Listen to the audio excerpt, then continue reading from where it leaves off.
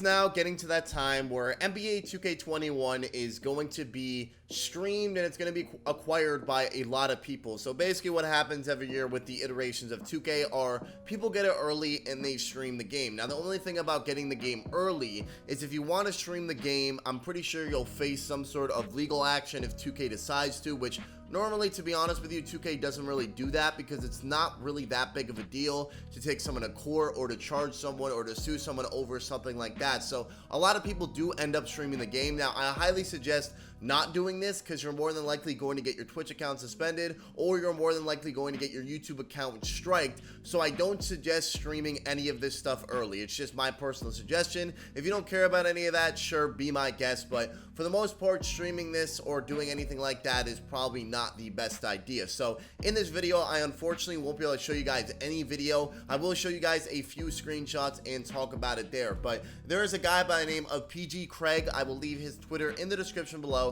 He was able to get a hold of NBA 2K21 early, and he was able to showcase some of the things in the game. Now, keep in mind when I say this, because I know a lot of you guys are going to have questions about my career, about Park and things like that. My team, there's no modes in NBA 2K21 right now that are allowed to be played online. All of the servers are offline, meaning that the only thing that he had access to were all of the offline modes. Now, I want to be careful here. I can't show you guys everything, but I want to show you guys the things that I noticed in NBA 2K21. So the first thing I want to show you is there is a brand new menu layout. This is the official NBA 2K21 menu layout. As you guys can see, some people are saying it's bare, some people are saying they like it, but that is the new layout for the menu for NBA 2K21 on current gen. Now, obviously, he looked at the jump shots, he looked at the dribble animations, he looked at things like that. But there's one thing I was a little disappointed in because I thought there was actually going to be somewhat of change to this, and I actually play it a lot because I make videos, I use it as background gameplay, and it is the blacktop. Now, the blacktop is the exact same as NBA 2K21, just brought over, or exact same as NBA 2K20 and brought over to NBA 2K21. So I know a lot of you guys won't care about that, but personally, I'm a little disappointed because you guys know that I love that blacktop in the background as you guys are watching right now, which would be pretty hard to tell the difference between NBA 2K20 and NBA 2K21's blacktop game mode, but there is no difference in that. And then there's a bunch of things that I could show you, but obviously I can't. But I want to say there's one thing I actually noticed about NBA 2K21 on current gen that was different from the demo and different from 2K20 was the dribbling. Now, I said this earlier, but the dribbling actually looked a lot better in the full version of the game, and taking the shot meter off actually looks fairly decent. Taking the shot meter off and not using the pro sticks. I know a lot of people actually type 1 right now in the comment section if you know how to use the pro stick consistently, because I don't think I'm ever going to take the time to actually learn it. I think I'm just going to turn my meter off and use no jump shot meter. But he was able to showcase that, and it actually didn't look that bad with no shot meter, so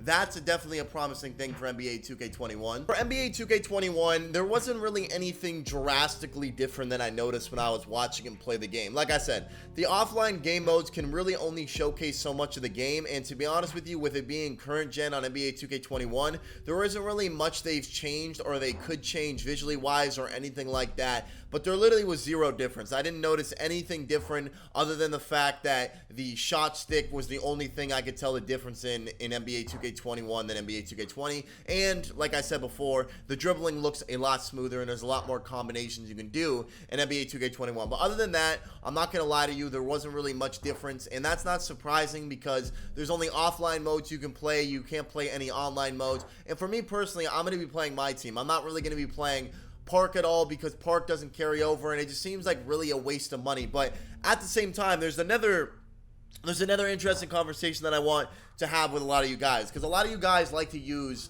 the current gen excuse. A lot of you guys like to say, oh, 2K is focusing on next gen, 2K is not going to try on current gen, which, by the way, if you logically think about that, like if you think about the logic that you use, it doesn't make sense. It really doesn't if you actually think about it. So because there's a new console coming out, they're not supposed to try on the current gen game, which I'm not going to get into because it's just going to cause an argument. But a lot of people don't understand, or the same people who say that are the same people, including myself and including a lot of other people, are not going to be able to get next gen when it comes out. Like, you guys understand, next gen is going to be very, very, very hard to get. So instead of a game now being a 2 to 3 month game that all of us are playing just for the simple fact of waiting until next gen, will now turn into a 4, 5, or 6 month game because we are going to have to wait to be able to acquire the next-gen consoles. Now, obviously, I don't know exactly when we're going to be able to get next-gen consoles. I don't know exactly the entire details of how hard it's going to be to get next-gen consoles, but I can tell you that it's not going to be easy. And the reason why it's not going to be easy, because the demand for those things are going to be extremely high. So when you say it's just current gen and it doesn't matter, I need you guys to take in the fact the next gen is going to be extremely difficult to get. Now, the neighborhood obviously was the biggest focus for my career. I wouldn't necessarily say the biggest focus, but I think I could say was the biggest change. Now, a lot of you guys think it's a reskin, think it's just a lousy excuse for them to change the neighborhood and say that they did something, which I agree with, but it does look cool. I'm not gonna lie. The neighborhood does look a lot better than it did last year, and it does look a lot more colorful. It looks a lot more lively, and I think if I can get myself to enjoy the game a little bit this year, I will actually be able to get myself to play the neighborhood, and those 2, 3, 4, 5 months won't seem as long, because that's the biggest concern for me. My biggest worry is, what if NBA 2K21 comes out, it feels exactly like NBA 2K20, I have no desire to play the game, and I just sit there and have nothing to play. Well, not having nothing to play, because I'm pretty sure Call of Duty comes around that time, but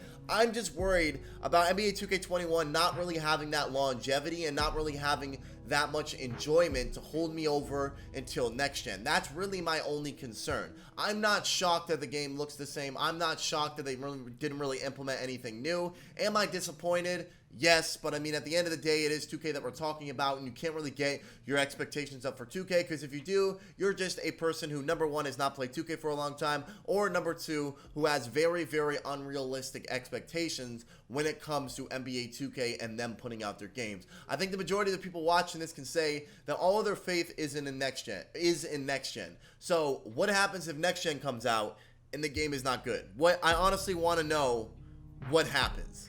Like, I genuinely want to know what the consensus of the community is. Because I saw with Madden players were basically facing the same thing we were facing. Copy and pasted games, no changes. Their boards, their Madden boards had like Madden 20 up on NBA 2K21 when we've been dealing with that since I don't even know how long. But it's funny because sports games, realistically, if you think about it, and I talked about this on stream, sports games don't have to do anything. They can do the same thing every single year, which you could argue some of them have done, and they'll still make millions, billions of dollars every single year. And the reason why is because there's no one else making games. There's no one else making sports games. There's no one else making football games besides 2K this year. There's no one else making games that are competing with these companies and giving them any sort of competition. They can do whatever they want. I'm not kidding.